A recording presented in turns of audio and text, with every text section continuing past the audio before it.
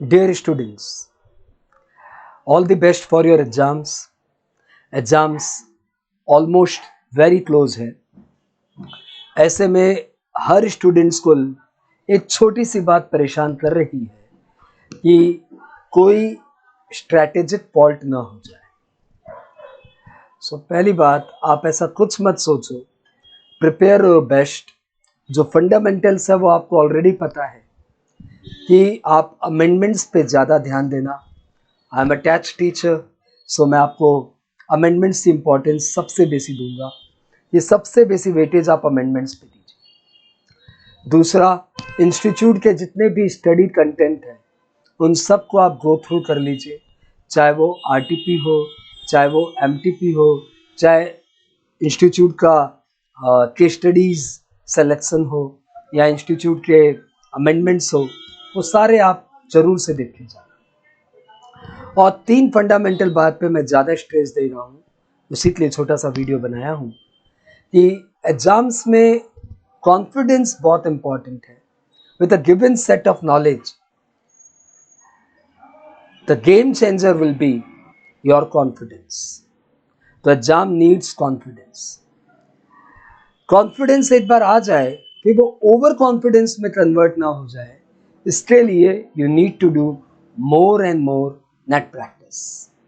यानी ज़्यादा से ज़्यादा आप टेस्ट दीजिए. और फिर लाइन लास्ट में focus, almost very important. We discuss one by one. Exam need confidence. How to boost confidence? The strategy shall be get command over the chapters. जब एक चैप्टर पे आपका कमांड है तो आपके पास ऑब्वियसली कॉन्फिडेंस है. और कमांड के लिए क्या करें? 7 रिविजन्स ऑफ ईच चैप्टर. एक ही चैप्टर को 7 बार रिवाइज करिए. ये सुनने में बड़ा ऑड है.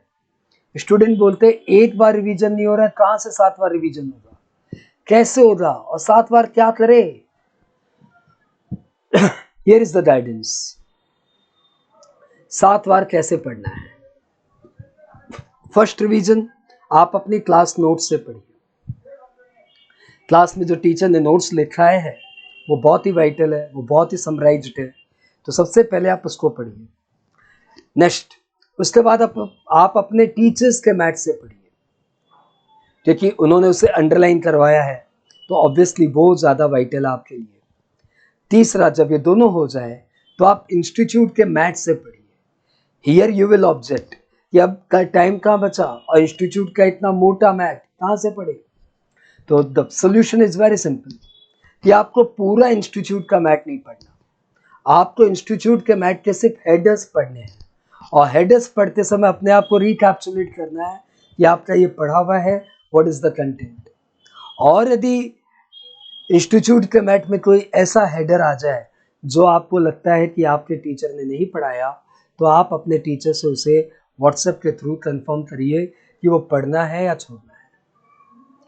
नेक्स्ट, जब ये इंस्टीट्यूट का मैथ हो जाए, अच्छा इंस्टीट्यूट के मैथ में जितने भी सम्स है उसको आप जरूर प्रैक्टिस कर लीजिए. कई बार ऐसा होता है कि इंस्टीट्यूट अपने मैथ से ही डायरेक्टली सम दे देता है. Next, try to speak without referring book. यानी यदि आपका ये 3 बार पढ़ना हो गया तो ऑब्वियसली अब आपको चीज़ें याद हो चुकी है. अब आप एक बार उससे बिना देखे बोलने की प्रैक्टिस करिए. मन ही मन बोलिए, नॉट अ प्रॉब्लम. मैं नहीं बोल रहा हूँ कि आप साउंडली बोलिए, लेकिन एक बार आप अपने आप को रिकैप्सुलेट करिए. इसको बोलते हैं माइंड स्टडी.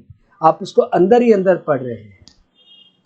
फोर्थ, जब आपका ये भी हो गया, देखो माइंड स्टडी करने में ज़्यादा टाइम नहीं लगेगा, it will hardly take any time.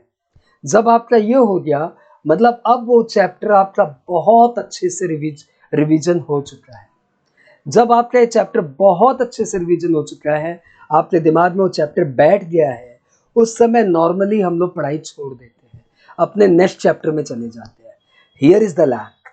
आपको क्या करना है, जब ये आपका चैप्टर पूरा रेडी हो जाए तो आपको इसको अपना ऑडियो नोट्स बनाना है.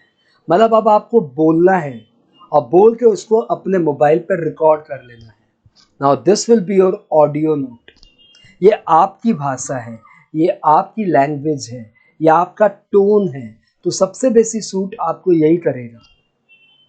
उसके बाद उस ऑडियो नोट को आप एक बार दोबारा सुन लीजिए। आप अच्छे से जानते हो कि एक चैप्टर टीचर को पढ़ाने में शायद 14 to 15 आवर्स लग जाते हैं, लेकिन वो टीचर आपको जब वो चैप्टर रिवाइंड करवाता है तो 14 आवर्स को 1 आवर में रिवाइंड करवा देता है, या शायद उससे भी कम। यानी ये जो ऑडियो नोट्स आपके बनेंगे ना, ये बड़े बड़े चैप्टर लाइक सैलरीज, ये सैलरीज का ऑडियो नोट हार्डली आपका 45 मिनट्स का बनेगा। बिजनेस एंड प्रोफेशन, ये ऑडियो नोट्स आपका हार्डली 1 घंटे का बनेगा। इसके मैंने डेमोन्स्ट्रेशन यूट्यूब में डाले हैं कि PGBP in 1 hour, salary in 45 minutes, house property in 22 minutes, ऐसे सारे मैंने ऑडियो नोट्स बना बना के यूट्यूब में डाले हैं। आप वहाँ से उसको रेफर कर सकते हो, बट आई विल सजेस्ट कि आप अपना खुद का ऑडियो नोट्स बनाइए, क्योंकि वो आपकी वॉइस है, क्योंकि वो आपकी टोन है, क्योंकि वो आपका पंक्चुएशन है, वो आपकी स्टाइल है, आपका स्ट्रेस है, तो फिर वो आप सबसे ज़्यादा पसंद करेंगे। अब आप उस ऑडियो नोट को दोबारा सुन चुके हो, this is your 6th revision. और लास्ट में I will definitely tell you कि टैक्स म्यूजिक को यूज करिए। जब एग्जाम में हम लोग ब्लैंक हो जाएंगे ना, तो टैक्स म्यूजिक आपको सपोर्ट करेगा। कई बार कुछ स्टूडेंट्स के साथ ऐसा होता है, पूरी तैयारी थी, परंतु एग्जाम पेपर में जाते ही, हॉल में जाते ही, एग्जाम पेपर के बाद अचानक क्या हुआ कि पूरा ब्लैकआउट हो गया। भगवान न करे आपके साथ ऐसा हो, लेकिन यदि आपके साथ ब्लैकआउट वाली प्रॉब्लम है तो टैक्स म्यूजिक आपके लिए वरदान है, इट्स अ ब्लेस। आप टैक्स म्यूजिक जब सब बंद हो जाते हैं तब भी म्यूजिक चलती रहती है, तो उस समय टैक्स म्यूजिक आपको चैप्टर रिवाइव करने में, आपको वहां पे रिवाइव करने में सपोर्ट करेगा। ये ऑडियो नोट्स या टैक्स मेडिटेशन बोल के जो मैंने यूट्यूब में डाला है, what is the utility of that? Exams के ड्यूरेशंस में हम लोग 10 आवर्स 12 आवर्स पढ़ते हैं, और एक पॉइंट ऑफ टाइम के बाद हम लोग एकदम टायर्ड फील करते हैं कि अब और नहीं पढ़ा जाएगा यार, नो आई नीड रेस्ट। अब आपकी आंखें दर्द कर रही है, अब आपका बैक में दर्द है, अब आपसे बैठा नहीं जा रहा है, अब आपको लगता है नहीं यार सोएगा, बस रेस्ट करेगा। तो ऐसे में आप बिंदास रेस्ट करिए ना, कौन मना कर रहा है, आप सो जाइए और बस ईयरप्लग अपने ईयरफोन को लगा के आप अपना ही बनाया हुआ ऑडियो नोट सुनिए। बॉडी को रेस्ट मिल रहा है परंतु पढ़ाई जारी है। बॉडी को रेस्ट मिल रहा है परंतु रिवीजन जारी है। ये बहुत ही अच्छी टेक्निक है, स्पेशली एग्जाम्स के मोमेंट पे। और टैक्स म्यूजिक तो एंटरटेनिंग है, एंजॉय कराएगा, आपको पढ़ाई से एंजॉय कराएगा और आपके सबसे बुरे वक्त पे समय पे काम आएगा। So this is the 7 revision guidance from my side. We move to next. Believe in more net practice. Net practice मतलब एग्जाम्स में आप जब जाओगे ना, तो वहाँ पे तो यार वो रबाड़ा की बॉल है यार, डायरेक्ट आएगी। वो तो बुमराह की यॉर्कर से डायरेक्ट आएंगी। वहाँ पे यदि आपने नेट प्रैक्टिस नहीं कर रखी है तो प्रॉब्लम हो सकती है ना। तो एग्जाम्स में बैठने के पहले एग्जाम्स की तैयारी करनी चाहिए। उसके लिए आपको ज़्यादा से ज़्यादा मॉक टेस्ट देने हैं और self testing is best testing. उसके लिए व्हाट आई सजेस्ट कि आप इनको फॉलो करिए। मॉक टेस्ट के नाम पे आप अपने आप RTP खुद सॉल्व करिए। Mock test papers are available, उन्हें आप खुद सॉल्व करिए। आपके सर ने या किसी दूसरे सर ने टेस्ट लिया है तो उन टेस्ट पे आप अपीयर करिए, और उसके बाद सेल्फ टेस्ट यानी खुद ही रैंडमली क्वेश्चंस अपने आप से पूछिए। खुद ही रैंडमली क्वेश्चंस अपने आप से पूछिए। रैंडमली मतलब आप किसी भी टॉपिक पे जाइए, close the books, open the book, किताब खोलिए और कोई भी हेडर आ जाए उस पर बोलना शुरू करिए। किताब बंद, वापस से खोलिए, कोई भी हेडर जो आपके सामने नजर आ जाए उसको बोलना शुरू करिए। किताब बंद, वापस से ओपन, जो हेडर सामने आ जाए उसे बोलना शुरू करिए। This is random test. ये एग्जाम्स में अपीयर होने के पहले आपको एटलीस्ट 15-20 मिनट जरूर खेलना चाहिए।